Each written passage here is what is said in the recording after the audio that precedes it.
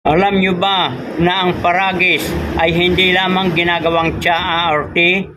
Maraming paraan upang gamitin ang paragis para malunasan ang iba't ibang sakit. Ang una ay ang karaniwan nating ginagawa, pagpapakulo ng paragis. Kuluin ang katamtamang dami ng sariwang dahon ng paragis sa tubig ng 10 hanggang 15 minuto. Salain ang tsaa at inumin ng 3 beses sa isang araw. Ito ay makatutulong na malunasan ang iba't ibang sakit tulad ng problema sa bato, problema sa atay at hika. Pangalawa ay ang paragis juice. Blend ang katamtamang dami ng sariwang dahon ng paragis kasama ang tubig. Salain ang juice at inumin ng 2 hanggang 3 beses isang araw. Maaaring gamitin sa iba't ibang sakit tulad ng cancer, ovarian, cyst at infertility. Pangatlo, ginagawa itong pantapat. Durugin lamang ang katamtamang dami ng sariwang dahon ng paragis hanggang sa labas ang katas nito at maging mukhang paste. Ilagay ito o itapal sa apektadong bahagi ng katawan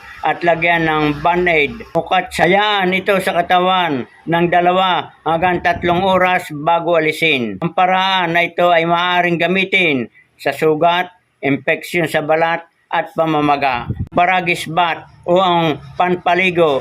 Ilagay ang katamtamang dami ng sariwang dahon ng paragis sa mainit na tubig hanggang sa ito ay kumulo. Bantuan o lagyan ng maligamgam na tubig at kapag kaya na ninyo itong agwantahin ang init ay sa inyong ipagpaligo.